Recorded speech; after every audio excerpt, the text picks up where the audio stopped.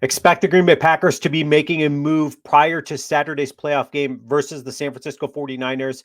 I'm going to cover that in this video, guys. If you like it, hit that subscribe button. Let's jump into it. The Green Bay Packers go into Dallas on their own turf and absolutely destroy this Cowboys team, making this Cowboys team look like a high school team. Packers were heavily underfavored, 7.5 point underdogs going into this game, and they absolutely destroy the Dallas Cowboys. Jordan Love throws nearly a perfect game. Matt LaFleur calls a perfect game offensively. The Green Bay Packers continue to just surprise the league as a whole.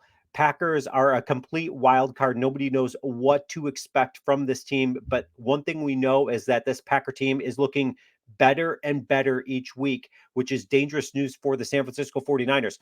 But when we start, the only two negatives that came out of this Dallas Cowboy games happened to be on the injury front. And we're talking about injuries. We're talking Jaire Alexander. This guy was a game time decision going into Dallas.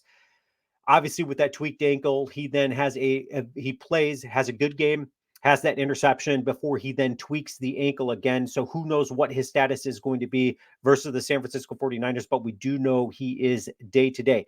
On a more severe news for the Green Bay Packers is that they are more than likely going to be without Kingsley Enagbare for the remainder of the season with more than likely a torn ACL. Okay, so that is bad news for the Green Bay Packers because it's like, okay, who's next man up?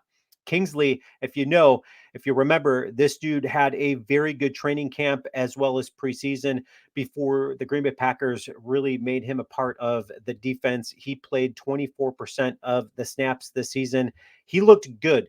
Kingsley, second year guy out of South Carolina. We knew that this guy had some stuff and he showed it in training camp, and it was super exciting to see him translate that same productivity out onto the football field this season. So what's next for the Green Bay Packers? What can they expect? Expect them to be doing something, because next man up, if you don't know, is Brendan Cox Jr. He's a rookie out of Florida. This guy, before he was a 5-star top 20 prospect going into college.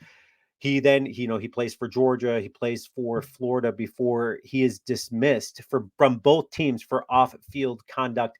This guy would have gone really high in the draft if it wasn't for his off-field stuff. That being said, the Green Bay Packers do scoop this guy up. Okay, so now he is the next guy up, and he's only played 4 snaps this season. So is he going to be it for the Green Bay Packers, or are they left to, either bring up somebody from the practice squad or go out and sign a free agent? Here's the thing.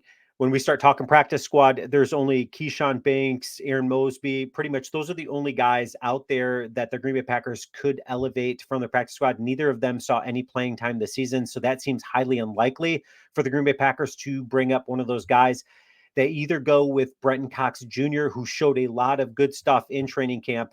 I really like this guy. I think he can be a big disruptor if he can keep his head on straight and get his stuff together. I think this guy could be a big part of the defense going forward in the future for the Green Bay Packers.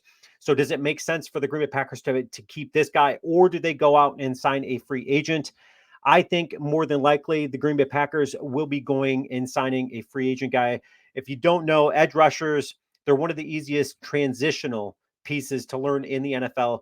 So that being said, I think the Green Bay Packers go and try to get somebody out there sooner than later to bring up, and maybe they use Brenton Cox. And who knows, if the Packers can get past the San Francisco 49ers, they have to have another guy in their arsenal. And I don't think Brenton Cox is going to be the long-term solution this season, at least.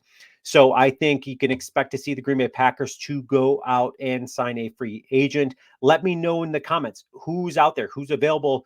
Is there anybody out there that would make an absolute impact right away for this Green Bay Packers defense against a very stout San Francisco offensive line? Let me know. Leave your comments. Go Pack.